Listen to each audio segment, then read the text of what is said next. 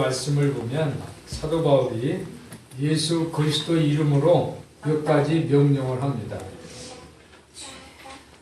6절을 보니까 누구든지 형제들아 우리 주 예수 그리스도 이름으로 너희를 명하노니 누구든지 규모 없이 행하고 우리 받은 유전대로 행하지 않은 형제들에게서 떠나라 이런 말씀을. 그러니까 게으르거나 교회 전통을 따르지 않는 교인은 떠나라, 멀리하라 라는 그런 명령을 하고 있습니다. 10절에 보니까 일하기 싫거든 먹지도 말라. 이제 많이 얘기하죠. 일하기 싫거든 먹지도 말라. 11절에 보니까 게으른 사람에 대해서 얘기하는데 게으른 사람들은 일도 하지 않고 오히려 일을 만든다라고 이렇게 기록하고 있습니다. 그러면서 이제 정리를 좀 해주시는데 어떤 정리를 하냐면 12절에 보니까 그리스도 예수 주 예수 그리스도 안에서 권하기를 종용이 일해서 자기 양식을 먹어라. 종용이 말없이 일해서 열심히 일해서 제 힘으로 먹도록 하라. 누구 의지하지 말라는 그런 말씀인 것 같아요. 오늘 이 사도 바울의 말을 노동에 적용해서 노동윤리다라고 생각을 한다면 정말 열심히 일하는, 그죠? 직장에서 아주 열심히 근면하게 일하는 그런 사람들을 우리가 생각해 볼 수가 있어요. 아마 아랫사람을 잘 다루어서 직장에 보면 그 아랫사람들 잘 다루는 사람 있잖아요. 그 팀이 실적도 많고 또 성적도 좋은 그런 팀을 이끌는 그런 사업 실적을 잘 올리는 그런 관리자다라고 생각해 볼 수가 있습니다. 그런데 오늘 이 말은 노동윤리지만은 이 기업가의 생각에서 이야기하는 것이 아니고 기독교적인 삶에 관해서 말합니다. 우리 신앙인들이 이 삶에 대해서 명령하고 권고하는 그런 말씀입니다. 요즘 보면 교회도 규모가 커지니까 기업가의 정신을 적용하는 그런 교회들이 많아요. 혼자 하는 게 아니니까 사람을 관리합니다. 인력 관리, 또 행정 관리, 또 시설 관리, 이런 기업 정신으로 해서 목사님, 담임 목사님, 또 교회 또 시무 장로님께서 교회 실적에 대해서 참견하고 성도수가 얼마나 늘어났냐, 재정은 얼마나 늘어났느냐, 뭐 이런 것들을 이제 체크하는 그러한, 그래서 체크해서 또 보고하고 그런 교회들이 많이 생기는 것 같습니다.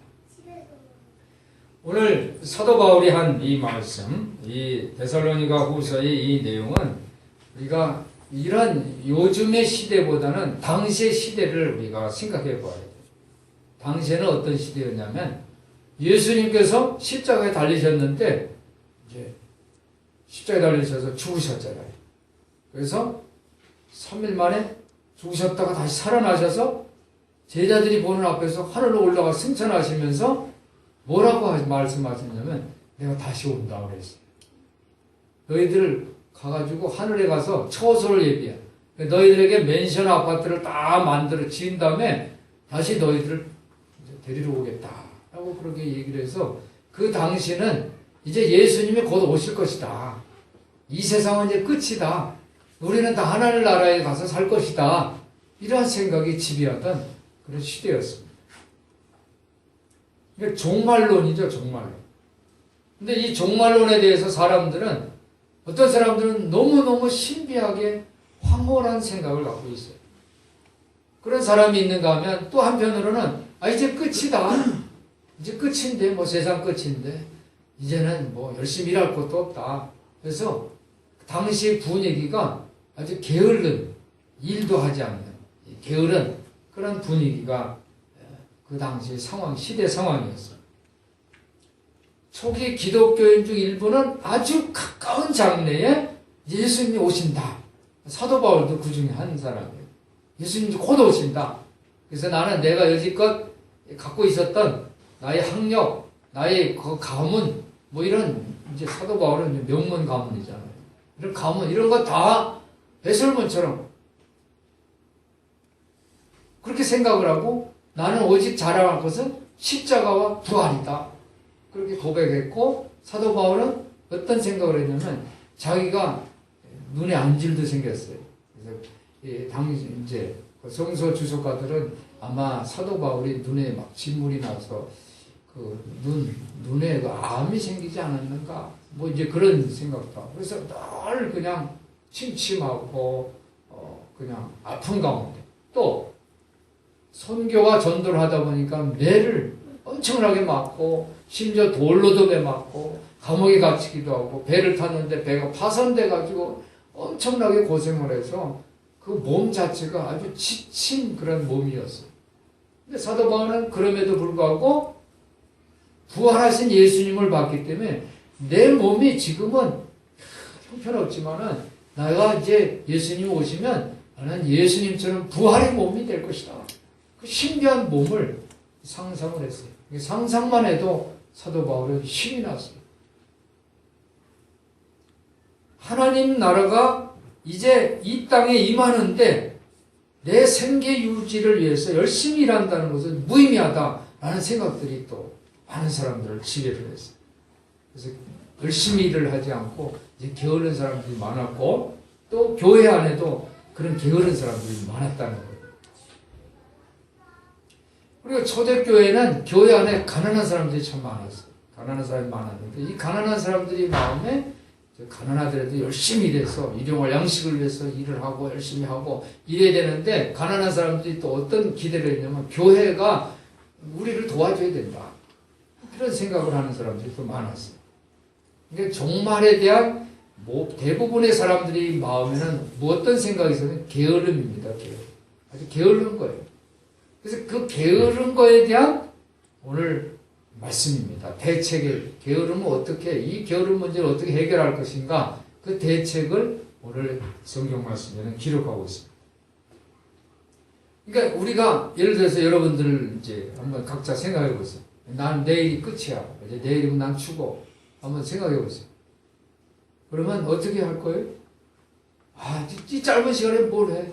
내가 어디에 뭘 투자를 하고, 내가 공부를 해가지고 어디 학교를 가고 내가 좋은 직장에 들어가고 내일이면 끝인데 의욕을 다 상실하기가 쉬울 거예요. 내일이면 끝이라고 생각하면 사람들이 의욕이 꺾이는 거예요. 그런데 내가 미래라는 시간이 앞으로 많이 남아있다고 생각해 보세요. 시간이 나한테 엄청 많이 남아. 그러면 어떻게 할까요? 많은 시간들을, 스케줄을 짜서 준비를 하고, 그렇죠? 미래를 향해서 내가 투자를 할 거예요. 그런데 내일 끝이다. 그럼 시간이 몇 시간 남았어요? 이제 12시간 정도밖에 안 남았는데 내일이 끝이다고 생각한다면 사람들은, 어떤 사람은 물론 그 사이에도 바쁘게 내가 시간 쪼개서 내가 더 아름다운 풍경도 보고 많은 사람 만나서 화해도 좀 하고 가족들한테 내가 미안하다는 소리도 하고 이래야 되겠다라고 생각하겠지만은 대부분의 사람들은 내일 끝이니까 잠이나 시켜 자자. 게을러진다는 거예요. 그런데 오늘 사도 바울은 내일은 끝이지만 아직 시간이 남아있다는 거예요. 시간이 남아있기 때문에 이 짧은 시간이지만 이 짧은 시간에 대한, 이 종말에 대한 열정을 품어라 라는 열정을 품어라. 그러니까 다른 사람들처럼 잠만 자고 있을 것이 아니라 정신을 똑바로 차려라 그랬어요. 한번 따라해보세요. 정신을 똑바로 차리자. 정신을 똑바로 차리자는 그런 말씀을 한 거예요. 종말이 아직 여기 있지는 않다는 거예요. 내일 있지, 오늘, 지금은 아니라는 거예요. 지금 있다는 거예요. 시간이 있다는 거예요. 그래서 우리가 질서 있게 생각을 하고 자급자족은 그런 정신을 갖자라는 말이 오늘 성경 말씀입니다. 그런데 그 질서 있는 생활을 갖고 자급자족적인 그런 생활을 하라라는 이 말을 어떻게 표현을 했냐면 명령으로, 주 예수 그리스도의 이름으로, 즉 자기의 이름으로 명령한 것이 아니라 주 예수 그리스도의 이름으로 명령을 한 거예요. 오늘 6절 보니까 형제들아 우리 주 예수 그리스도의 이름으로 너희를 명하노니 예수 그리스도의 이름으로 명령을 합니다. 규모 없이 행하고 우리에게 받은 유전대로 행하지 아니하는 모든 형제에게서 떠나라. 그리고 12절에 이런 자들에게 우리가 명하고 주 예수 그리스도 안에서 권하기를 종용이 일하여 자기 양식을 먹으라. 종용 한번 따라해서 종용이라는 말이 무슨 뜻이에요? 조용이라는 말은 좀 알겠는데 종용이라는 말은 무슨 말이에요? 이 사전을 찾아봤더니 조용히에 대한 잘못 쓴 글이라고 또 그러더라고요. 근데 종용이는 차분하게 조용하게 그런 뜻이에요. 침착하게. 우리 여동생이 늘 뭐라고 하면 침착해 뭐 이런 얘기를 하는데 종용이라는 말은 침착하게 차분하게 그런 뜻이 있습니다. 즉 차분하게 일해서 자기 양식을 먹어라. 그냥 남의 신세지고 누구 덕보려고 그러지 말고 자기가 할 것은 자기가 하라. 이런 예수님도 누구든지 나를 따르려거든 뭐라고 그랬어요? 자기 십자가. 한번 따라해보세요. 자기 십자가. 남의 십자가 말고 자기 십자가를 지고 나를 따르라. 그런 말씀하셨어요. 그러니까 오늘 이 명령은 주 예수 그리스도의 이름이라고. 주 예수 그리스도의 이름은. 이게 내가 명령하는 게 아니라 주 예수 그리스도께서 이렇게 명령하고 계시다라는 것을 전하고 있습니다. 그런데 6절에 보니까 다른 사람, 우리에게 받은 유전대로 행하지 않는 사람이 있어요. 우리 명령을, 우리 권면을 따르지 않는 그런 사람들이 있어요. 그러니까 그 사람들은 아주 게을르다는 거예요. 공동체 안에서 게을른 사람이 참 문제예요. 일부 사람들은요, 공동체, 우리가 오늘 정만찬을 했어요. 정만찬 하려면 뭐가 필요해요? 빵이 있어야 돼요. 포도주가 있어요. 지금은 이제 어떤 상징적으로 우리가 빵을 조금 그죠? 한 조각이에요. 뭐 여러분들이 오늘 빵 먹고 배부른 생각 안 드시잖아요. 그죠? 이 상징적으로 이 빵은 예수님의 몸이다. 상징적으로 이 포도주는 예수님의 피다. 그래서 우리가 예수님의 몸과 피를 함께 나눴다. 우리는 예수님의 몸이고 지체다. 그런 피는 생명이잖아요. 그러니까 우리는 예수님의, 그래서 우리에게 새로운 생명, 살아있는 생명을 주셨기 때문에 우리는 예수님의 생명이다. 이런 것들을 우리가 이제 나눈 거예요. 그런데 초대교회에서는 이 빵을 성찬식을 했는데 이렇게 조금 한 게 아니라 그 당시는 가난하잖아요. 세상에 가난하지. 교회 와서 빵을 먹으면서 배를 채우는 거예요. 포도주를 먹으면서 힘을 얻는 거예요. 그러니까 이 빵을, 공동체 안에서 이 빵을 준비를 해야 되잖아요. 그 준비하기 위해서 어떤 사람들은 이 빵을 조달하기 위해서 일을 했어요. 열심히 일을 해서 교회에 빵을 공급을 했는데 어떤 사람은 그냥 게을르게 하지는 않는다는 거예요. 그래서 사도 바울은 이런 빵을 조달하기 위해서 일을 하지 않는 이런 사람들이 일만 만드는 사람이다. 일만 만드는 사람.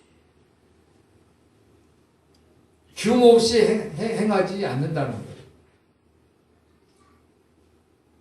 그래서 이러한 사람들에게 사도 바울이 뭐라고 말을 했냐면 그런 형제들과는 좀 멀리해라, 인연을 끊어라 라는 그런 말을 편지를 썼습니다. 그래서 이 말은 일터가 아니라 예배라는 거예요. 예배는 우리가 그냥 앉아서 구경하는 게 아니라 예배는 신령과 진정. 한번 따라해 보실까요? 신령과 진정으로.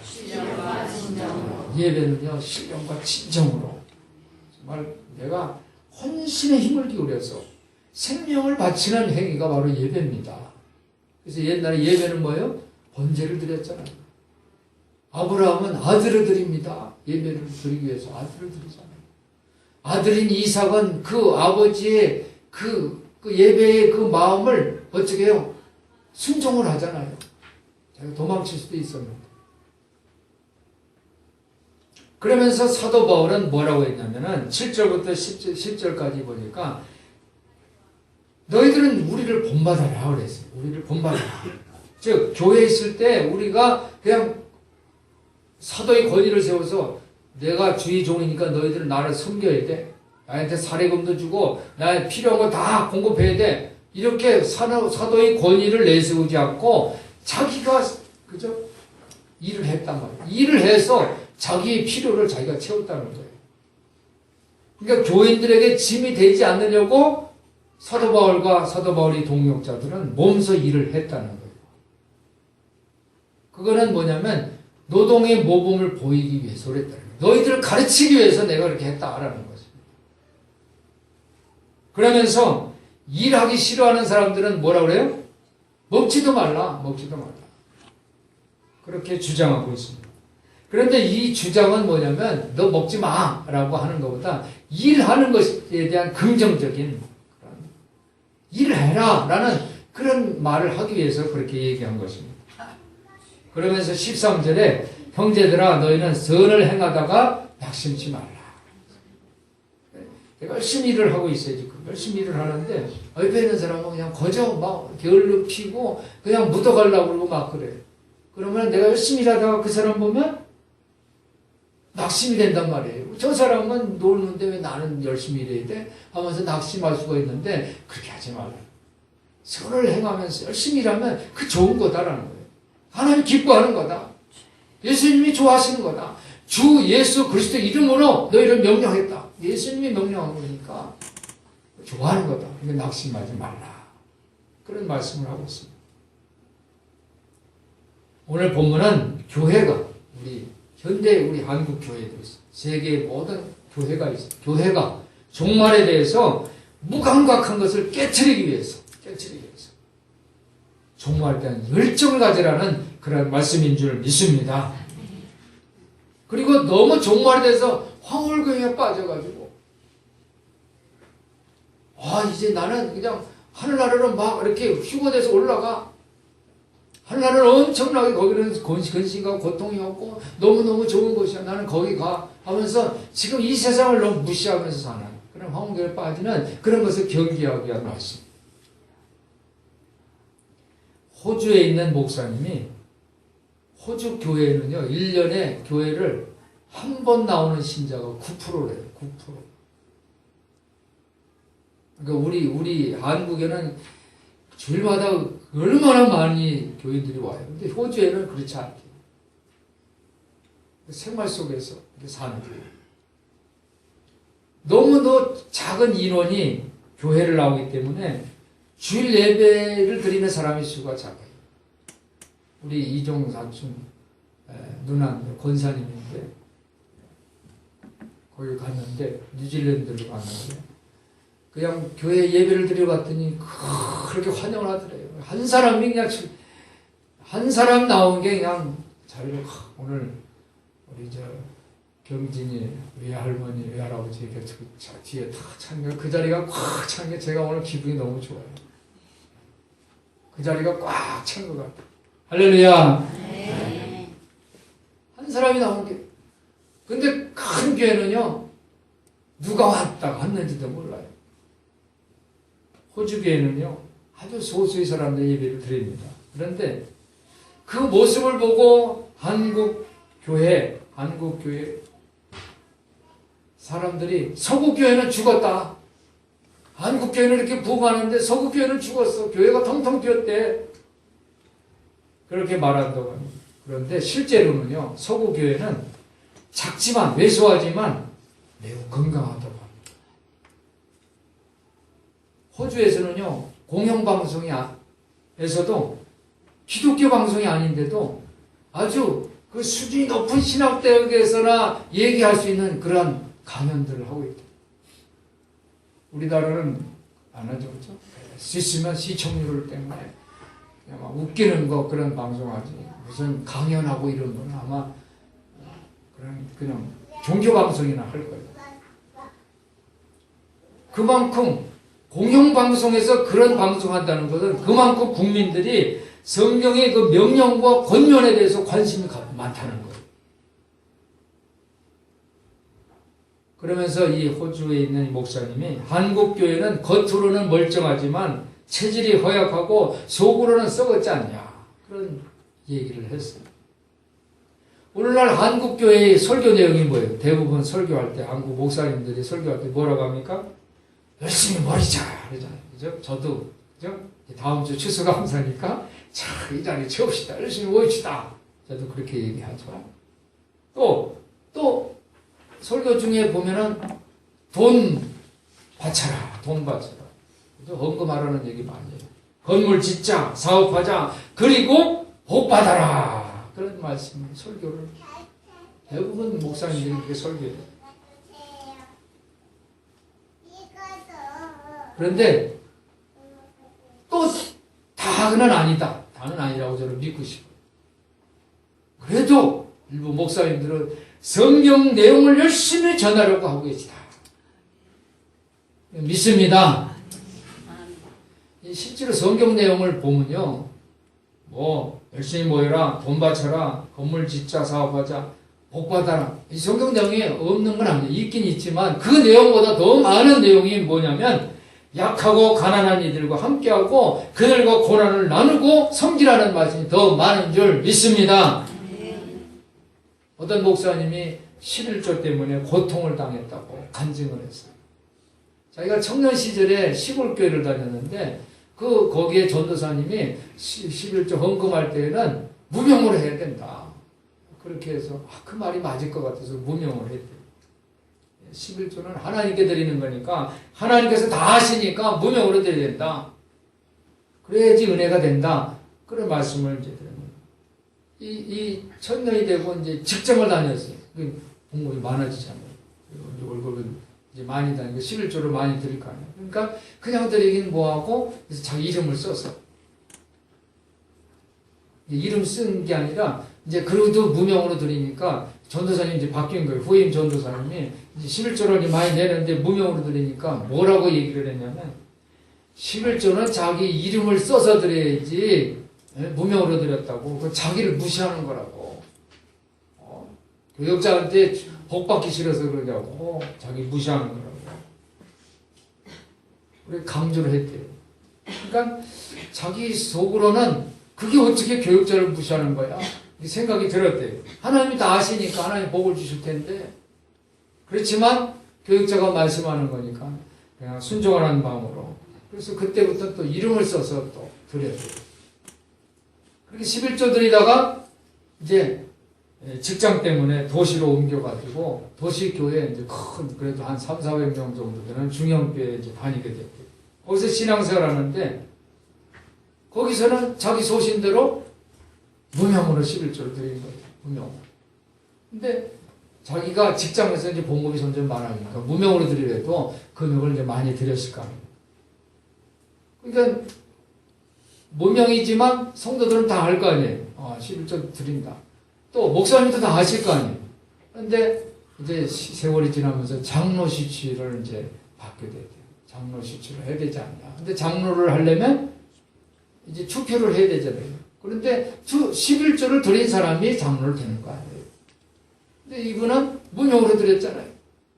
근데 투표를 하는데 주보에도 없고 하니까 성도들이 모르니까 목사님 이분은 11조 드렸습니다. 그런데 무명으로 드렸 이렇게 얘기를 해줘야 되는데 무명으로 드렸으니까 그냥 그렇게 얘기를 안 했대. 그래서 몇 표 차이로 장로 시치에서 떨어졌대요. 근데 이분이 뭐예요? 이분이 평신도예요? 목사라고 그랬잖아요. 그죠? 목사님이 이제 간증하는 거예요. 자기가 11조 때문에 고통을 당했다. 근데 이제 그 후에 장로가 아니라 이제 목사가 됐는데 그분이 지금 얘기하는 말이에요. 지금도 내가 11조를 무명으로 해야 될지 이름을 써서 낼지 지금도 자기는 고민 중이라는 거예요. 그러면서 왜 고민이냐면 헌금은 내가 사람들한테 자랑하기 위해서가 아니라 하나님께 환심을 사기 위해서가 아니라 창고에 복을 내가 더 쌓도록 하기 위해서가 아니라 헌금은 받은 은혜가 감사해서 드리는 거다. 한번 따라해보세요. 헌금은 받은 은혜가 감사해서 드리는 것이다. 그러니까 헌금은 받은 은혜가 감사해서 드리는 거예요. 그러면서 뭐라고 그러냐면요. 저도 주부에다가 이름을 쓸까 말까 써야 된다. 내 헌금이 혹시 또 착오될지 모르게 본인이 확인해 써야 된다 하는데 저도 고민 중입니다. 이름을 부르면 기록을 하면 헌금이 더 많아진다는 거예요. 근데 그렇게 하지 말라는 거예요. 그렇게 해서 많아지는 것은 그거는 하나님이 원하시는 게 아니라는 거예요. 그렇게 해서 해도 그 헌금이 줄으면 그 줄은 헌금 가지고 교회 운영하면 된다는 거예요. 제가 권사 기도의 제목 중에 새벽 기도 11조 이렇게 있어요. 근데 가끔 권사님이 기도할 때 11조 기도를 하시더라고요. 근데 저는 이게 11조를 중보 기도하라고 하는 그런 내용이 아니거든요. 제 의도는 11조, 즉 새벽 기도 시간에 대한 11조만큼 기도 시간을 좀 갖자라는 그런 의미로 새벽 기도 11조를 이렇게 썼거든요. 11조를 가지고 기도하자는 그런 내용은 아니에요. 제 의도는 새벽 기도 11조예요. 새벽 기도 시간만큼 우리에게 주어진 그 시간을 하나님 앞에 기도 시간으로 드려보자. 기도 운동을 하자라는 그런 의도에서 제가 중보기도란에 새벽 기도 11조를 쓴 거예요. 새벽 기도 따로 11조 따로가 아니에요. 다음부터 권사님들 기도할 때 새벽 기도 11조 이렇게 같이 11조에 대한 기도하지 마시기 바랍니다. 한번 따라해 보시기 바랍니다. 하나님 앞에 주 예수 그리스도 안에 여러분들이 하나님 앞에 주 예수 그리스도 안에서 그런 신앙생활을 하시는 우리 성도들 되시기를 예수님의 이름으로 부탁을 드립니다. 교회 안에서 이 영적 노동 윤리인데 오늘 제목이 뭐냐면 내가 가르치는 은사가 있어요. 그런데 내가 주일학교 교사가 필요한데 내가 선뜻 나서지 않으면 그 다른 사람한테 내가 짐을 옮기게 되는 거예요. 내가 교회의 성장과 부흥을 원하면서 내 이웃을 초대하는 것이 나의 특권인데 내가 초대를 하지 않아. 그러면 내가 교회 성장과 부흥을 다른 사람에게 떠맡기는 것이 된다는 거예요.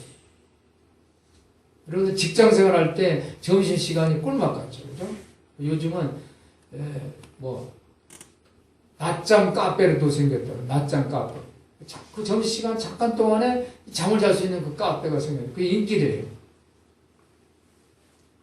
그런데 요즘 직장인들이 너무 일이 많아서 점심시간도 놓치고 휴식시간이 짧아지고 있다고 합니다.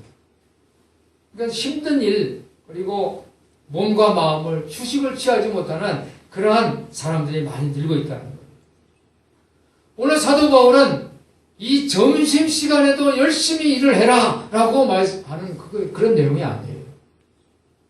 교회의 신자가 적극적으로 교회 사역에 협력하라는 것을 촉구하는 그런 말씀인 줄 믿습니다. 그래서 여러분들이 각자가 갖고 있는 하나님이 주신 은사가 있어요. 그것을 교회 유익을 위해서 활용하시기를 예수님의 이름으로 부탁을 드립니다. 바울은 오늘 게으른 사람들도 여전히 신자지만 그들을 밖으로 내쫓아라라고 말하는 건 아니에요. 그들을 멀리하라는 거죠. 즉 너가 그런 사람이 되지 말라는 거예요. 오히려 자신이 모범을 따라서 계속해서 자기 십자가를 져라, 자신의 그 짐을 지라 라고 주 예수 그리스도 이름으로 명령하고 있습니다. 오늘 게으른 사람을 멀리하라는 그 사도 바울의 말은 그들을 닮지 말라는 뜻입니다. 그리고 교회의 유익을 위해서 열심히 일하는 사람들을 본받아라는 그런 말씀인 줄 믿습니다. 사랑하는 성도 여러분, 우리 성도들이 이러한 사도 바울의 명령과 권면을 순종하여 주시기를 예수님의 이름으로 부탁을 드립니다. 우리 교회는 생명력이 넘치는 그러한 사람들이 넘쳐나야 합니다. 비록 작지만 서구교회가 비록 작지만 건강한 것처럼 우리 큰사랑교회가 비록 성도수가 작지만 건강하고 생명력이 넘치는 그런 교회가 됐으면 좋겠습니다. 우리 성도들이 여러분들이 정말 주님이 다시 오실 때 미래에 대한 내가 잘못된 인식을 가지고 게으름과 무질서를 갖는다면 그건 안 되는 거예요. 하나님이 주시는 이 오늘 주신 말씀을 명령을 순종함으로 그리스도 안에서 인내를 갖고 그리고 선한 일을 행하고 서로 협동하는 우리 성도들 되시기를 예수님의 이름으로 축원합니다. 축복합니다. 기도하겠습니다. 하나님 아버지, 우리 큰사랑교회를 사랑해 주시니 감사합니다. 모든 성도들 한 사람 한 사람이 오늘 주신 말씀대로 주 예수 그리스도 이름으로 선한 일을 행하고 게을르지 않고 서로 협정할 수 있도록 생명력이 넘치는 교회가 되게 하여 주시옵소서. 우리 주 예수 그리스도 이름으로 기도하옵나이다. 아멘.